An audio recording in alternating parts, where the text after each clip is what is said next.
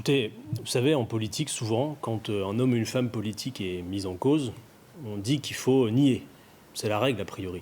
Moi, j'ai fait un autre choix. J'ai fait le choix de reconnaître une faute, puisque oui, ça m'est arrivé dans ma vie, lors d'une dispute conjugale, il y a maintenant plusieurs années de cela, de lever la main, d'avoir ce geste, une gifle, un geste que je n'ai jamais banalisé, jamais minimisé, que j'ai immédiatement regretté, sans attendre d'avoir été mis en cause par la justice. Et un geste qui a été rendu public dans un moment privé, qui est celui d'un divorce, et que j'ai choisi de reconnaître, voilà, contre y compris certains conseils juridiques qui m'ont été donnés à l'époque. Et je regrette d'avoir eu ce geste. Je regrette certains mots qui ont été utilisés pour ma défense à l'époque, qui donnaient l'impression parfois qu'un contexte pouvait expliquer. Non, en réalité, rien n'excuse un tel geste. Je l'ai regretté, la justice est passée. D'ailleurs, j'en profite, je le dis, je souhaite que la justice puisse entendre et accueillir toutes les femmes victimes, d'ailleurs, quels que soient les faits. Parce qu'il y a toutes sortes de faits, il y a des choses bien plus graves aussi. Mais du premier fait jusqu'à bien plus grave, il faut que la justice ait les moyens d'agir. Est-ce que ça change quelque chose sur votre manière, votre vision d'être député ?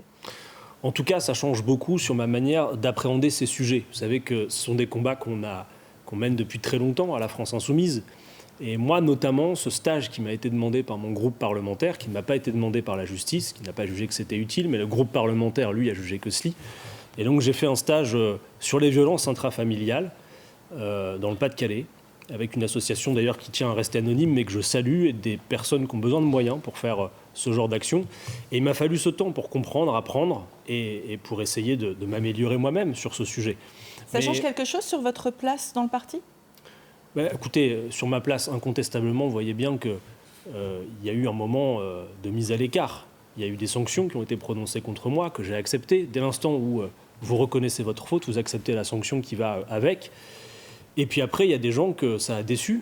Et auprès d'eux aussi, je dois m'excuser. Même si les faits sont extrêmement datés, et même si, par exemple, ma réélection date d'après ces événements dans ma vie, je comprends qu'il y a des gens qui ont été déçus, et je leur présente mes excuses. Et je pense que c'est aussi quelque part le sens de l'existence, d'essayer toujours de s'améliorer. En tout cas, moi, j'ai fait ce choix. Je ne sais pas, c'est pas à moi de dire s'il est utile ou pas pour la cause, mais je crois que l'habitude selon laquelle, quand un homme politique est accusé de nier les accusations qui lui sont proférées, moi, je pense que c'est une mauvaise décision, et que reconnaître ses torts, c'est aussi quelque chose qui peut faire avancer ce sujet. Revenons à l'actualité en France cette semaine. C'est le salon de l'agriculture chahuté pour le président. Il reste malgré tout un lieu de passage pour les personnalités politiques. La ministre lançoise Agnès Pannier-Runacher, Marine Le Pen, députée du Pas-de-Calais, Xavier Bertrand, président de région, ou encore le député communiste du Nord, Fabien Roussel. Mais vous n'y étiez pas plus que Jean-Luc Mélenchon. Pourquoi ?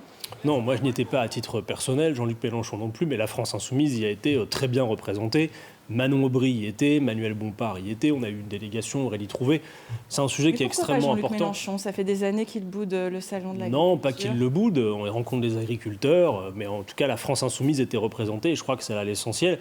Et puis d'ailleurs, surtout, je dois le dire, cette semaine, pendant le salon de l'agriculture, il y a eu une victoire idéologique très forte de la France Insoumise. Je rappelle que le 30 novembre dernier, à l'Assemblée nationale, nous avons proposé une loi pour instaurer les prix planchers, c'est-à-dire des prix véritablement rémunérateurs pour les agriculteurs. La principale revendication, tout le monde l'a compris, c'est vivre correctement de son travail. Cette proposition de loi avait été beaucoup moquée par les macronistes. Le ministre Marc Fesneau, par exemple, parlait d'une proposition soviétique. Et puis on a vu, après, lors du salon de l'agriculture, Emmanuel Macron reprendre à son compte cette proposition que ses députés avaient rejetée quelques semaines auparavant. De ce point de vue, c'est carton plein pour nous, et c'est une victoire. Maintenant, bien évidemment, on va regarder comment cela se décline concrètement. Il ne s'agit pas juste de reprendre les mots, il faut reprendre les faits. On va